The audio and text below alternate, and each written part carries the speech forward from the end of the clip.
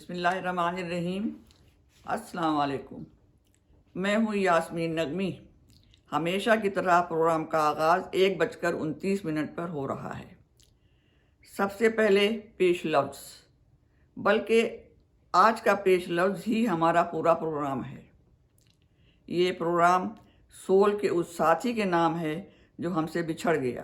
وہ صرف سول کا ساتھی ہی نہیں، ہمارا دوست، ہمارے گھر کا ایک فرد تھا۔ اس کا اور ہمارا 70 سال کا ساتھ تھا، رحمان پورہ لاہور سے وڈبرج ورجینیا تک۔ مرحوم سید اکمل علیمی۔ اکمل علیمی کی گھنیری مردانہ آواز روز بروز خاموشی کی طرف مائل ہوتی چلی گئی۔ براڈ کاسٹر کے لیے اس سے بڑا عذاب اور کیا ہو سکتا ہے؟ دل کی بات کہیں نہیں جاتی، چپ کے رہنا ٹھانا ہے۔ اکمل کو تو بس چپ لگ گئی۔ اسی مہینے کی فروری کی 1 تاریخ کو ٹیلی فون کی گھنٹی بجی۔ میں نے فون اٹھایا۔ اکمل علیمی کے منجلے بیٹے عاطف علیمی نے بتایا کہ ان کے والد کا انتقال ہو گیا۔ انا للہ و انا الیہ راجعون۔ اور اب اکمل کی یادیں ہی یادیں رہ گئی ہیں۔ گھپ اندھیری رات میں یادوں کے جگنو چمک رہے ہیں۔ ٹھہریے میں آپ کو بتاتا ہوں۔ تو لیجیے سنیے۔ پاکستان کی تشکیل ہو چکی ہے۔ 1950 کی دہائی کا آغاز ہو چکا ہے۔ لاہور کی مال روڈ پر YMCA ہال کی تاریخی عمارت ہمارے سامنے پورے شکوہ کے ساتھ کھڑی ہے۔ 19ویں صدی کے ربع اول میں یہ پرشکوہ عمارت تعمیر ہوئی اور آج تک نہایت ہی مضبوطی کے ساتھ موجود ہے۔ پاکستان کے قیام سے پہلے حلقہ ارباب ذوق کے ہفتہ وار اجلاس اسی بلڈنگ میں تو ہوا کرتے تھے۔ ان اجلاسوں میں راجندر سنگھ بیدی، اپیندر ناتھ اشک، شیر محمد اختر، پروفیسر جامعی، قیوم نظر اس حلقے کی زینت ہوا کرتے تھے۔ اور ہاں، اتنے مردوں میں ایک اکیلی خاتون بھی تو آیا کرتی تھیں کبھی کبھی، بیگم وقار امبالوی۔ پاکستان کے قیام کے بعد میرا جی، قیوم نظر، سعادت حسن منٹو، ڈاکٹر محمد دین تاثیر، سید عابد علی عابد، مولانا حامد علی خان، پروفیسر حمید احمد خان اس حلقے میں تشریف لایا کرتے تھے۔ انہی دنوں میں کچھ منچلے نوجوان جو کسی ارادے کے بغیر بس یوں ہی سینہ تان کر چلا کرتے تھے اور مکہ تان کر انشاءاللہ کہا کرتے تھے۔ ان نوجوانوں کے لیے حلقہ ارباب ذوق میں کوئی جگہ تھی ہی نہیں، کیونکہ یہ کچھ اور ہی انداز سے سوچنے والے لوگ تھے، انتہائی جوشیلے۔ اور یہ جب ان کو بہت مایوسی ہوئی اور ان کو کوئی کرسی نہیں پیش کی گئی تو ان جوشیلے نوجوانوں نے کہا کہ کوئی بات نہیں ہے، یہ 32 کے بغیر پوپلے منہ والے بزرگ جو ہیں، انہوں نے ہمیں محروم کیا ہے، کوئی بات نہیں ہے، ہم اپنی الگ انجمن بنا لیں گے۔ میز پر مکہ مار کر انشاءاللہ کہا جس نوجوان نے، سانولے رنگ کا، اکہرے بدن کا، بلند و بالا نوجوان تھا۔ یہی تو اکمل تھا۔ حلقہ ارباب علم قائم ہوا اور بڑے زور شور سے لڑکے آ کے وہاں مضامین نظم و نثر پڑھتے تھے۔ مجھے اچھی طرح یاد ہے کہ میں نے بھی ایک ظریفانہ نظم پڑھی تو شوکت تھانوی نے بہت سراہا۔ تو یہاں سے میں اور اکمل علیمی جو ہے وہ ایک دوسرے سے شناسا ہو گئے۔ نام بھی نہیں پوچھا، لیکن دیکھتے تھے کہ یہ اکمل علیمی ہیں اور یہ ابوالحسن نغمی ہیں، اور ان کا بھی تعلق شعر و ادب سے ہے، میرا بھی تعلق شعر و ادب سے ہے۔ معلوم ہوا کہ ہم دونوں رحمان پورے میں رہتے ہیں، اور اکمل A بلاک میں اور میں F بلاک میں۔ اس طرح سے ہماری شناسائی بڑھتی ہی چلی گئی اور ہماری دوستی کا گراف جو ہے وہ اونچا ہوتا ہی چلا گیا۔ ہم دونوں روزناموں میں کام کرتے تھے، اکمل علیمی آفاق میں اور میں مولانا ظفر علی خان، بابائے صحابت مولانا ظفر علی خان کے اخبار زمیندار میں کام کرتا تھا۔ اچھا، پھر یہ ہوا کہ میں نے زمیندار کی ملازمت چھوڑ دی. مجھے پھر ریڈیو پاکستان لاہور میں اسکرپٹ رائٹر کی ملازمت مل گئی اور اکمل علیمی جو ہیں وہ امروز اخبار میں چلے گئے. بہت اچھا اخبار تھا. تو یہ بہت اچھی ملازمت جب ان کو ملی اکمل کو تو پھر انہوں نے بھی اپنے جوہر دکھائے اور اس قدر عمدہ قسم کی خبریں لایا کرتے تھے. انہوں نے جو کتابیں لکھیں ان کے نام ہیں تیسری دنیا کا مسافر، مکہ ڈائری، لاہور کے اہل قلم، اور ان کی آخری تصنیف لاہور کے اہل قلم ان میں بڑے بڑے سینئر بزرگوں کا نام شامل ہے، مثلا احمد قاسمی، احمد راہی، اشفاق احمد، یہ سب چل بسے. ایک ابو الحسن نغمی اور ایک کشور ناہید. اور کشور ناہید خدا انہیں سلامت رکھے، ان کی آواز لاہور سے صاف سنائی دے رہی ہے. توجہ فرمائیے. 1960 کے زمانے سے لے کر اور جب تک اکمل علیمی پاکستان رہے، ہماری اکثر روز کو ملاقات، اور وہ بھی اخبار والے کے ساتھ 11 بجے رات کے بعد ملاقات، اور پھر کہیں بھی بیٹھ جانا، چاہے میرے گھر، چاہے ٹی ہاؤس، چاہے فٹ پاتھ پہ ریگل کے سامنے، چاہے ہم نہر کے کنارے بیٹھ جاتے تھے. ان کے ساتھ ہم نے مناج بڑھنا اور نثار عثمانی اور زم اور ادریس وغیرہ کو اکٹھے بیٹھے دیکھا. اور ادریس کالم لکھتا تھا پارٹی ہاؤس کے حوالے سے، اور اکمل بھی اس طرح کی چیزیں لکھا کرتا تھا.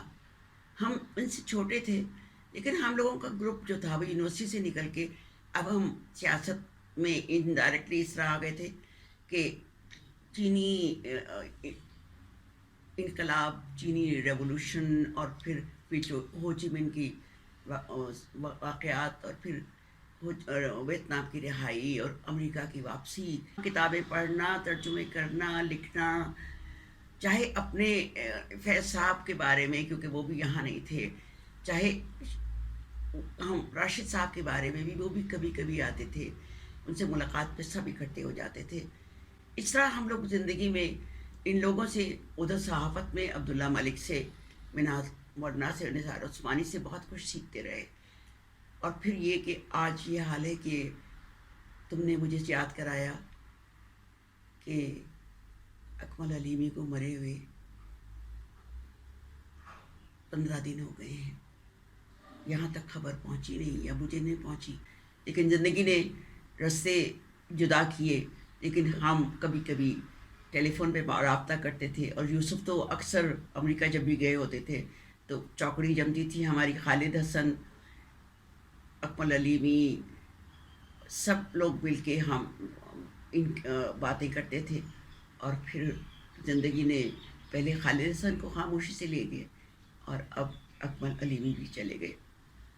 لکھنا لکھانا ہمارے مقدر میں شروع سے تھا، اور اکمل نے گویا ہم نے اس سے سیکھا رپورٹ کیسے بنانی ہے، بات کیسے کہنی ہے، خبر کیسے بنانی ہے. اور پھر آگے ہمارے پاس انصار حسین تھے کہ ان سے سیکھا کہ کہانی کہنے کے لیے لفظ چاہیے، کہ ارادہ چاہیے، کہ زندگی میں کوئی ایسا سلسلہ چاہیے جہاں دوسرے بھی ہماری طرح کچھ سیکھ سکے. اللہ کرے اکمل کی روح کو بہت ثواب پہنچے. آپ لوگوں کی محبت کا بہت شکریہ. یوں ہی ملتے رہیے، بات کرتے رہیے، شاید ہم پھر مل جائیں. خدا حافظ. سید اکمل علیمی پاکستان کے انتہائی ممتاز اور باوقار اخبار نویسوں میں تھے. انہوں نے ماشاءاللہ 90 سال کی عمر پائی اور ایک طویل اننگ کھیلی. جب وہ لاہور میں امروز کے چیف رپورٹر تھے تو اس وقت صحافت میں یوں سمجھیے کہ میرے سفر کا آغاز ہو رہا تھا. میں ہفتہ روزہ زندگی سے وابستہ تھا اور 70 کی انتخابی مہم کے دوران مختلف مکاتب فکر کی جماعتیں اور رہنما آپس میں الجھے ہوئے تھے. رائٹ اور لیفٹ کی جنگ جاری تھی. ایک دوسرے کی بات سننے کا حوصلہ کم لوگوں میں ملتا تھا، تو مختلف پریس کانفرنسوں میں اور اجتماعات میں اکمل علیمی صاحب سے ملنے کا موقع ملتا، اور ایک جونیئر کے طور پر میں مؤدبانہ ان سے گفتگو کرتا.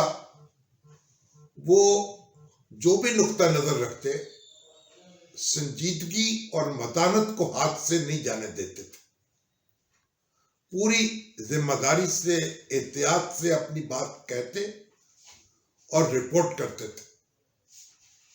اور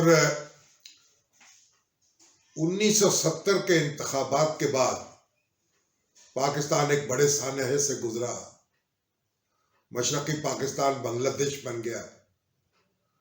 سید اکمل علیمی بھی کچھ ہی عرصہ بعد پاکستان کو خیر بات کہہ گئے اور امریکہ کا رخ کر لیا. کچھ دیر کے لیے واپس آئے، پھر چلے گئے، وائس آف امریکہ سے وابستہ رہے. اور پاکستان کی سیاست جو ہے، اگر یہ کہا جائے، یا صحافت جو ہے، اس کی زبوں حالی ان سے دیکھی نہیں گئی تو کچھ غلط نہیں ہوگا. تو امریکہ میں رہ کر وہ پاکستان کی آواز بنے رہے. ان کا پروگرام امریکہ میں اسلام پوری دنیا میں بہت شوق سے اور توجہ سے سنا جاتا تھا. یہاں انہوں نے مختلف حیثیتوں میں کام کیا اور اپنی محنت اور لگن کا نقش جمایا، خراج وصول کیا اپنے ساتھیوں سے بھی اور اپنے سننے والوں سے بھی، اور ایک ممتاز شخصیت کے طور پر یاد رہے اور یاد رہیں گے. اللہ تعالیٰ ان کی مغفرت فرمائے اور ہمارے آج کے نوجوانوں کو ان کی زندگی سے سیکھنے اور ان کی طرح احتیاط سے کام لینے، محنت کرنے اور اپنے موضوع پر اچھی طرح قدرت حاصل کرنے کے بعد اظہار کرنے کی عادت اپنانے کی روش عطا فرمائے. یہی میری ان کے لیے دعا ہے اور یہی اپنے لیے دعا ہے. پھر ہم دونوں کی زندگی کے واقعات کچھ اس طرح سے مرتب ہوتے ہی چلے گئے کہ ہم دونوں ایک کے بعد دیگرے امریکہ آ گئے اور ہم دونوں ہی وائس آف امریکہ میں ملازم ہو گئے. ہماری ان سے ملاقات جو ہے وہ واشنگٹن میں ہوئی، اور اکمل علیمی صاحب بہت ہی دھیمے مزاج کے، محفل میں کافی دھیمے مزاج کے اور بہت ہی گر کی بات کیا کرتے تھے.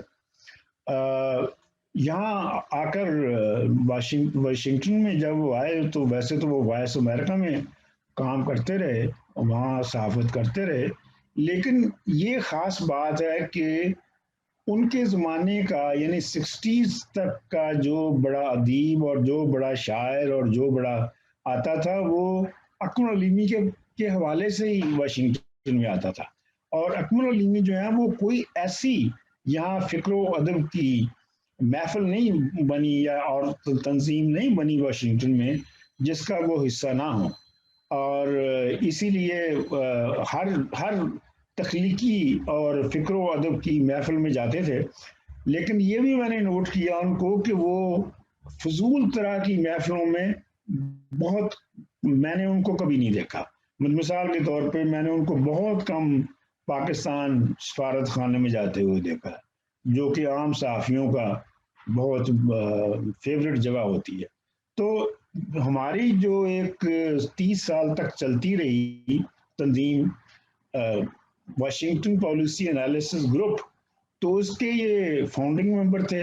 اور میرا خیال ہے کہ اگر میرے علاوہ کسی نے سب سے زیادہ اس کے اجلاس اٹینڈ کیے تو وہ علیمی صاحب تھے، اور وہ ایسی ایک تنظیم تھی جس میں بہت ہی اہم دانشور جو ہیں جیسے ڈاکٹر فیروز احمد وغیرہ اس میں شامل تھے، اور اس گروپ میں پاکستان کے تمام بڑے پالیٹیشین بلا کسی استثناء کے اس میں آئے، اور علیمی صاحب نے ان کو انٹرویو کیا یا ان کو کچھ جو ان کے مطلب کی باتیں ہوتی تھیں وہ پوچھیں، اور اس کے علاوہ آپ کو بتاؤں کہ جب پہلی دفعہ فیض احمد فیض صاحب واشنگٹن آئے، میں نے ان کو یہاں مدعو کیا تھا، ان کو دعوت دی تھی یہاں آنے کی، تو وہ میری دعوت پہ یہاں آئے، تو علیمی صاحب جو ہیں وہ اس محفل میں بھی موجود تھے۔ یہ ارلی 80s کی بات ہے، اور اس میں جو فیض احمد فیض صاحب نے جو تقریر کی تھی اس کی ریکارڈنگ صرف علیمی صاحب کے پاس تھی۔ تو علیمی صاحب اس طرح سے ایک بہت بڑا اس علاقے کا، واشنگٹن کا بہت بڑے تاریخی کردار تھے، اور ان کے جانے سے بہت بڑا خلا پیدا ہو گیا ہے۔ لیکن یہ ہے کہ آج ہم ان کو یاد کرتے ہوئے ان میں خوبیاں ہی خوبیاں دیکھتے ہیں، انہوں نے کبھی کسی کا کوئی برا نہیں کیا۔ اکمل علیمی بڑے کڑکے دھڑکے والا آدمی تھا، اور کسی سے دب کے نہیں رہتا تھا، اور پوری زندگی ان کی میرے سامنے ہے۔ مجھے بہت ایسے واقعات یاد ہیں، اور دوسرے لوگوں کو بھی یاد ہوں گے کہ وہ بہت ہی جرأت اور ہمت اور بہادری کے مظاہرے کر لیا کرتے تھے۔ تو یہاں جب وہ آئے تو ایک صاحب، ایک بزرگ سینئر قسم کے، ان کا خیال یہ تھا کہ وہ سپروائزر ہیں، حالانکہ اس طرح کا کوئی ڈیزگنیشن ان کا آن پیپر نہیں تھا، لیکن بزرگ تھے اور بہت زیادہ بوڑھے تھے، تو وہ ذرا چاہتے تھے کہ جو لوگ ان سے کمتر ہیں، بعد میں آئے ہیں یا جن کو زیادہ پریولیج نہیں حاصل ہے، ان کو وہ دبا کے رکھنا چاہتے تھے۔ تو وہ ایک دن کہنے لگے، علیمی صاحب دیکھیے، یہ ایک ہفتے کے اندر تیسرا موقع ہے کہ آپ قاف نہیں ادا کر سکے۔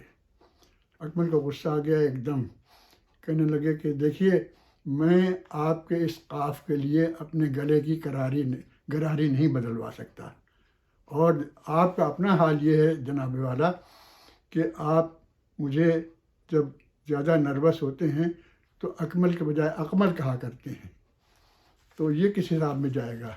بس وہ دن اور آخری دن جب تک کہ وہ ریٹائر نہیں ہوئے، اکمل علیمی کے منہ نہیں لگے بالکل، اور ان سے ادب سے بات کیا کرتے تھے کہ یہ شخص جو ہے یہ کسی دن بھی مجھے اڑا کے رکھ دے گا۔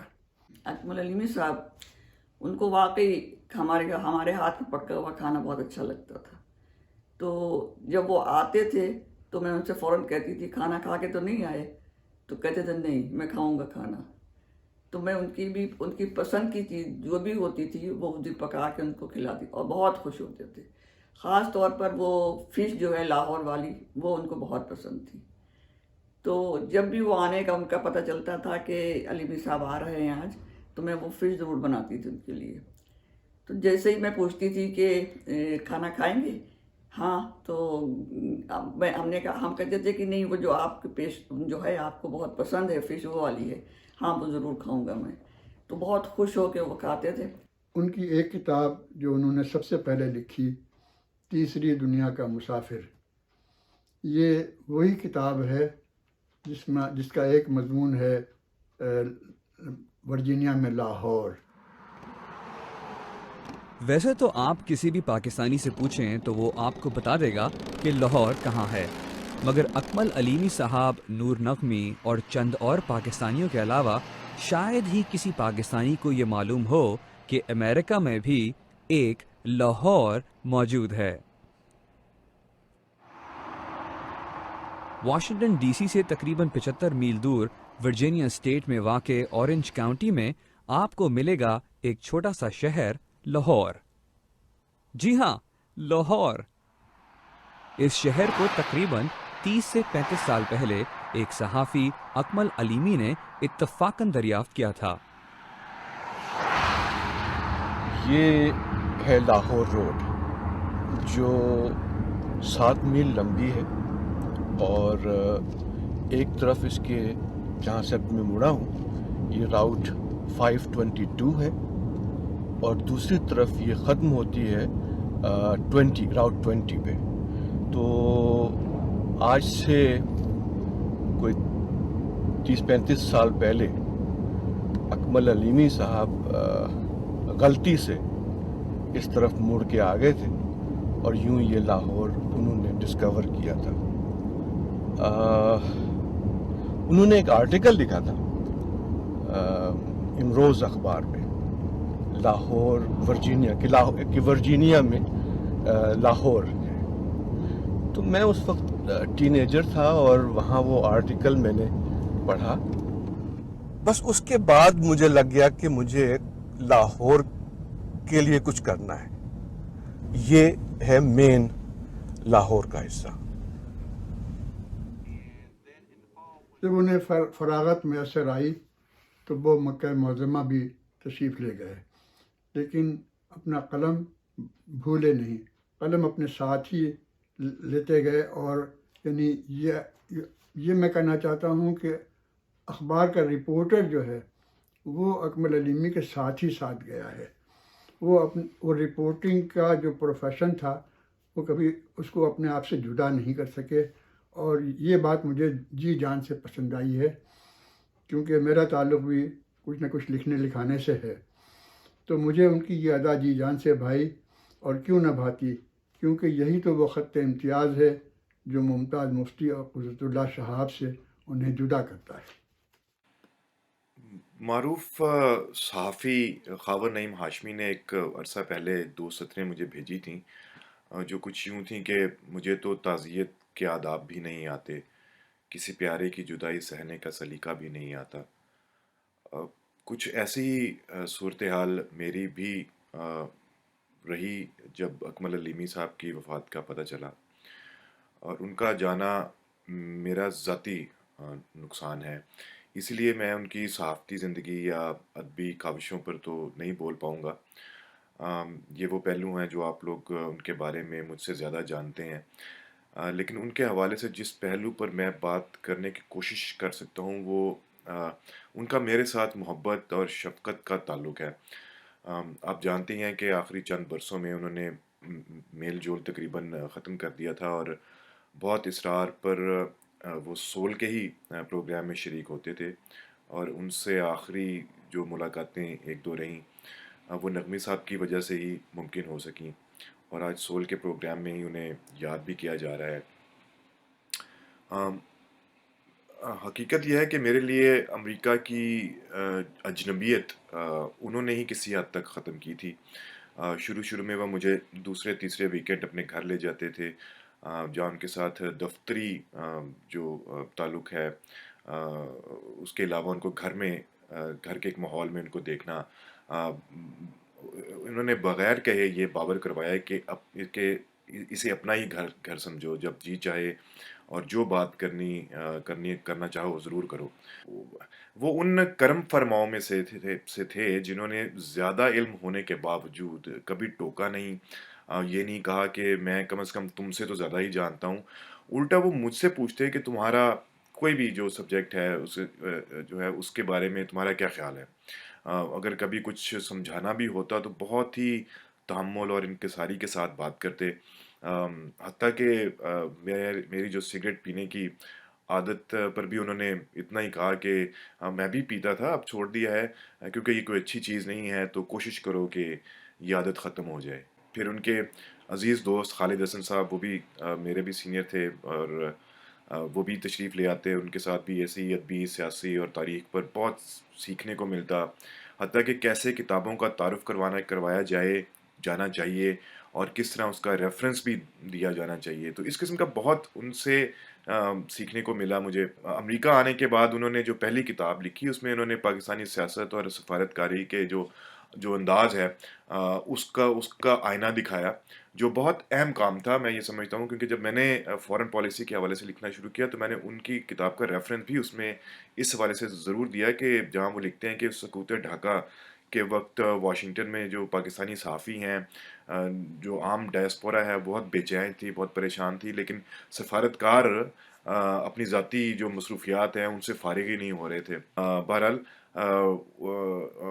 جو آخری ان کی جو یادداشتوں میں سے جو مجھے یاد ہے کہ وہ عمرے کے لیے جب گئے تو وہاں انہیں ہارٹ کا پرابلم ہو گیا تھا اور پھر وہ ہسپتال میں داخل رہے۔ اتفاقاً میرے والد اور والدہ بھی تب وہیں تھے، تو انہیں ملنے کے لیے اسپتال جاتے تھے، تو وہ اس کے اوپر اتنے شکر گزار تھے اور وہ اس بات پہ خوش تھے کہ چلیں گھر کے ہی ایک دو لوگ ہیں جو یہاں پر موجود ہیں جو حال پوچھنے آتے ہیں۔ تو واپس آ کے پھر جب انہوں نے مکہ ڈائری لکھی تو اس میں بھی اس واقعے کا تو ذکر کیا، ساتھ میں انہوں نے جو میرا ذکر جس طرح کیا وہ ایک بالکل ایک کالیگ کی طرح کیا، جیسے ہم برابر کے ساتھی ہوں، ساتھ کام کرتے ہیں، بلکہ کوئی عمر کا کوئی فرق نہیں ہے۔ یہی میرے لیے یہ ان کا ایک بہت بڑا پن تھا کہ وہ بالکل خاندان کے ایک شفقت بھرے بزرگ اور مخلص دوست کی طرح میرے ساتھ چلے بھی، میرے ساتھ رہے بھی اور مجھے بہت کچھ سکھایا بھی۔ میں اتنا ہی ان کے بارے میں اس وقت کہہ پاؤں گا۔ بہت شکریہ مجھے یہ موقع دینے کے لیے۔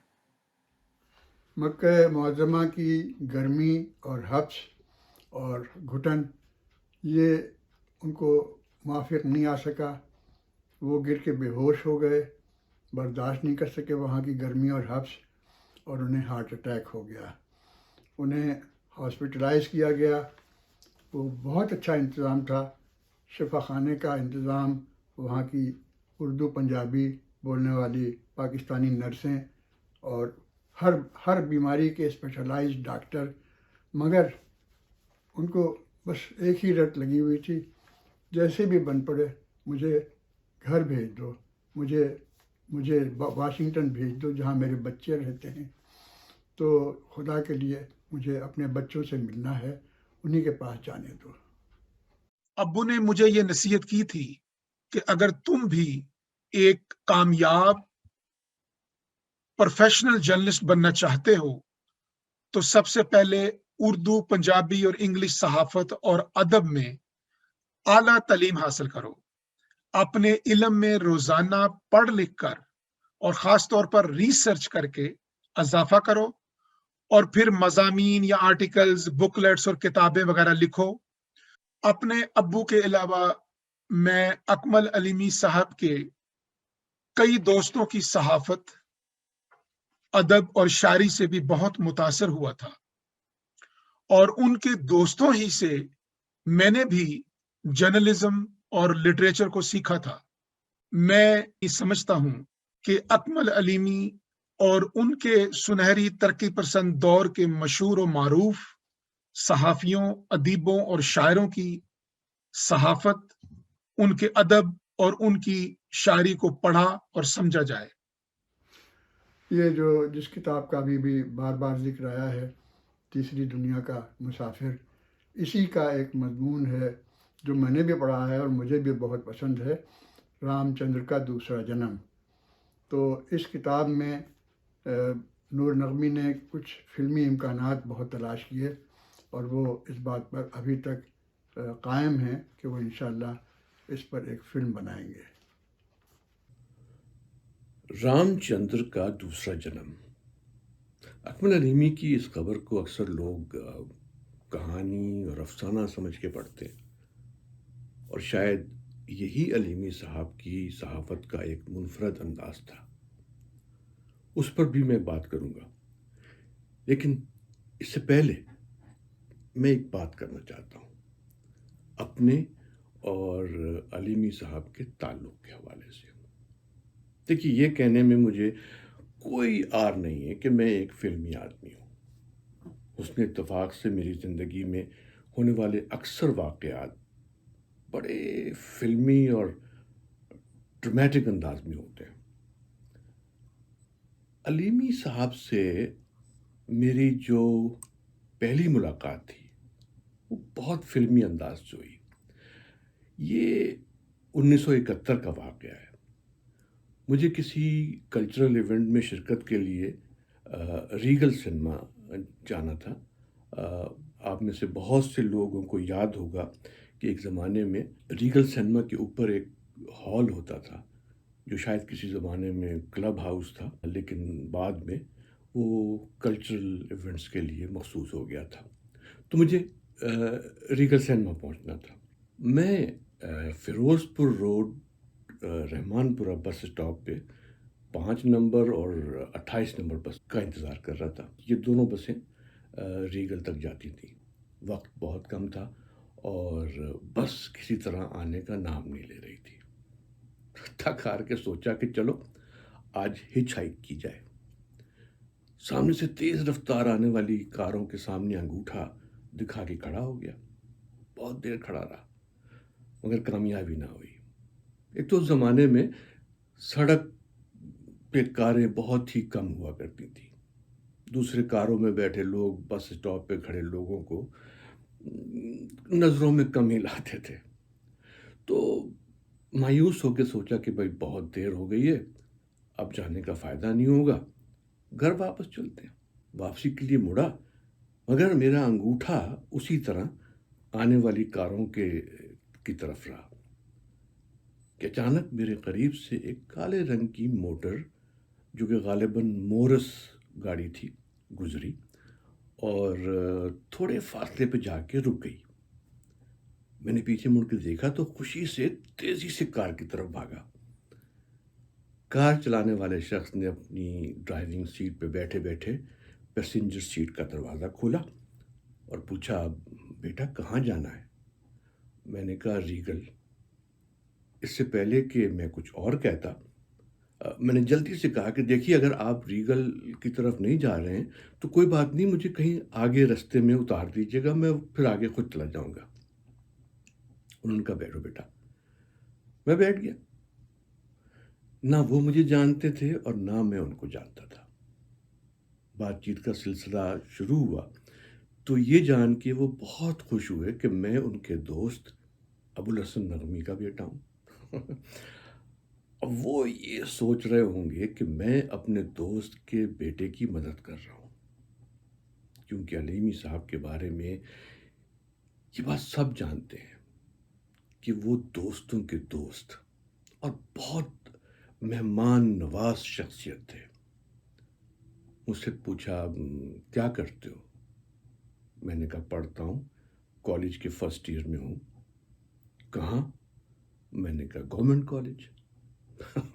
بس پھر کیا تھا، گورنمنٹ کالج کی باتیں کرتے رہے، اس کی تاریخ، وہاں سے تعلیم حاصل کرنے والی شخصیات کے بارے میں بتاتے رہے، علامہ اقبال، فیض احمد فیض، پطرس بخاری، اشفاق صاحب اور نہ جانے کتنی بڑی بڑی شخصیات کے نام گنوا دیے۔ بات چیت میں ایک بڑا دھیما پن اور سادگی تھی ان کی۔ آنکھیں بند کر کے سنو تو ایسا لگتا تھا جیسے آپ کسی اخبار کا کالم پڑھ رہے ہوں۔ باتوں میں سفر گزرنے کا پتہ ہی نہیں چلا اور انہوں نے کار بالکل ٹھیک ریگل سنیما کے سامنے روک دی جہاں مجھے جانا تھا۔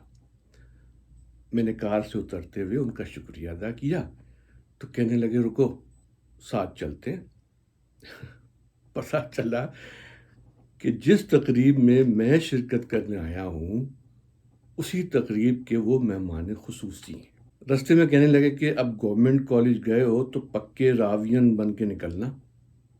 میں نے مسکرا کے کہا جی ضرور کوشش کروں گا۔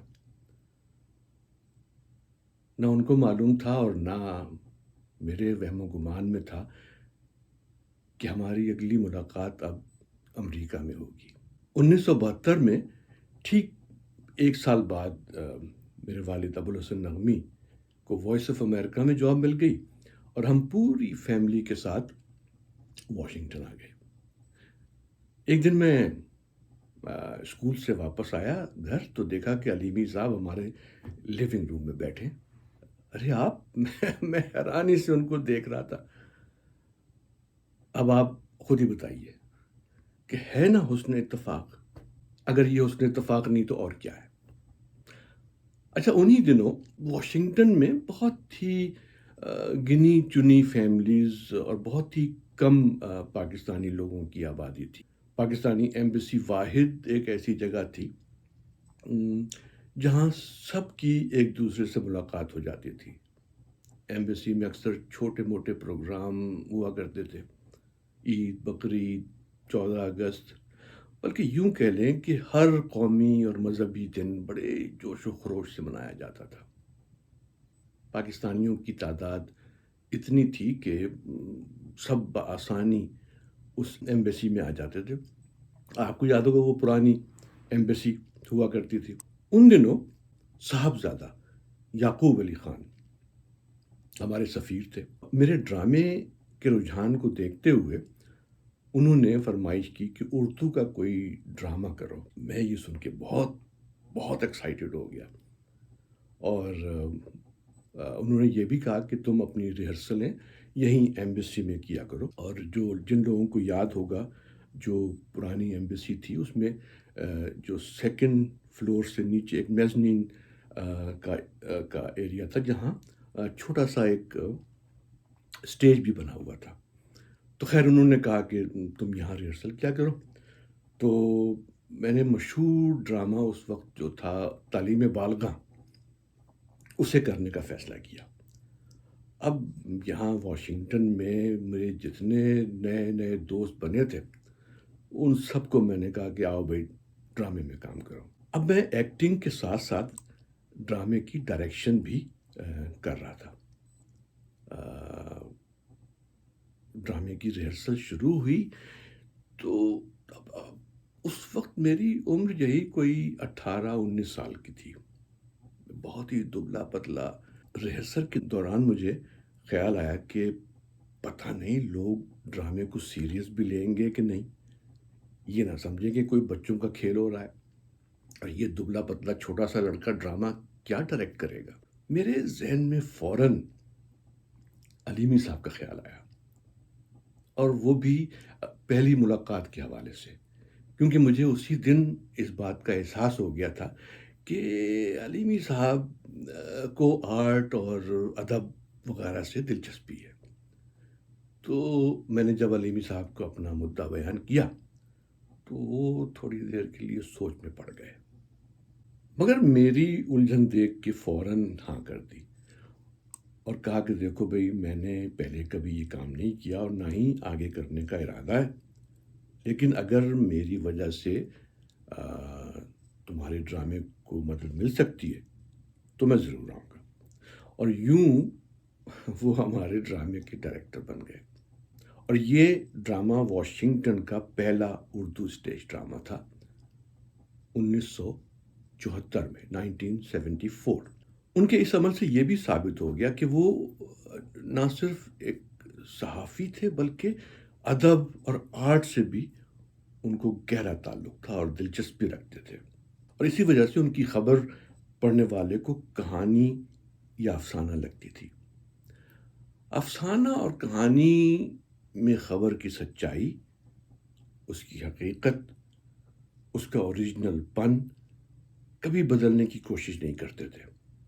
وہ کہتے تھے کہ سماج کو آئینہ دکھانے کا کام صحافت کا ہے.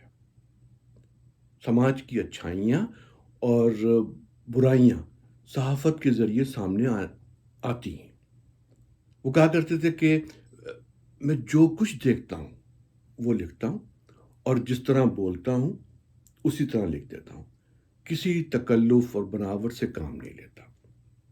اور یہی وجہ ہے کہ مجھے ان کا جو مضمون ہے رام چندر کا دوسرا جنم، اس نے اپنی طرف کھینچ لیا ہے. یہ کہانی واشنگٹن میں ایک گھر کے ملازم کی ہے جس نے اپنی مالکن کو قتل کر دیا تھا. اور یہ خبر اس زمانے میں واشنگٹن پوسٹ نے بہت اس کو اچھالا تھا. تو یہ جو خبر تھی یہ اپنے اندر ایک مکمل کہانی تھی، رویوں کی کہانی، سوچ اور نظریے کی کہانی. علیمی صاحب کے اس مضمون نے مجھے جھنجھوڑ کے رکھ دیا، اور میں نے اسی وقت فیصلہ کر لیا کہ میں اس پہ فلم بناؤں گا۔ دیکھیے، جانے سے پہلے وہ خاصا کچھ مجھے دے گئے تھے فلم کے اسکرپٹ کے لیے، اور پچھلے سال میں نے بہت کام کیا تھا اس اسکرپٹ پہ۔ اگر یہ کووڈ کی بیماری نہ سامنے آتی تو شاید اب تک فلم سیٹ کی زینت بن چکی ہوتی، لیکن اینی وے انشاءاللہ یہ کووڈ بھی ختم ہوگا اور فلم بھی ضرور بنے گی۔ چلتے چلتے ایک اور واقعہ سن لیجیے۔ یہ واقعہ ہے 3 فروری 2021 کا، میری علیمی صاحب سے آخری ملاقات۔ میں قبرستان ان کے جنازے پہ گیا تھا، ان کے دفنانے کی تیاری ہو رہی تھی۔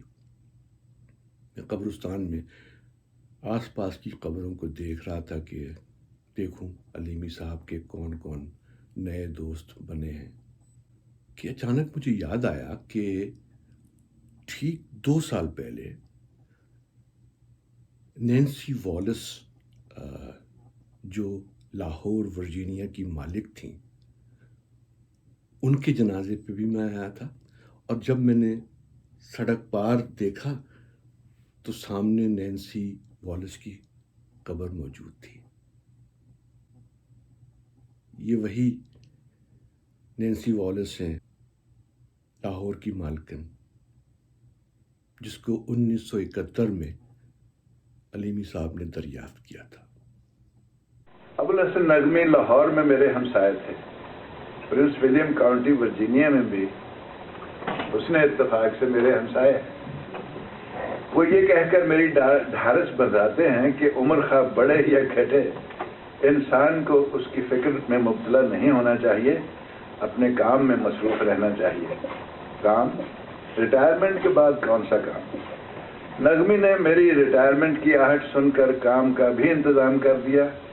پہلے محلے میں ہلکا ارباب ذوق شمالی امریکہ کا راستہ دکھایا، اور 2 ہی سال بعد فیئر فیکس میں سول کی بنیاد رکھ دی۔ میرا کام ہے اس کے ہر دوسرے چوتھے اجلاس کے لیے ایک مضمون لکھنا اور یہاں پڑھ کر سنانا۔ میں اس کام میں بڑا مصروف ہوں۔ مہینے کے پہلے سنیچر کو ہلکے اور آخری اتوار کو انجمن میں حاضری دینا ایک ضرورت بن گئے ہیں۔ یہاں مضامین نظم و نثر کے انبار لگتے ہیں اور ذہنوں کو وسعت دیتے ہیں۔ نغمیوں نے میٹنگ کا وقت 1:29 رکھا ہے، جو باقاعدگی کی علامت ہے۔ کہانی ہے تو اتنی ہے فریب خواب ہستی کی، کہ آنکھیں بند ہوں اور آدمی افسانہ ہو جائے۔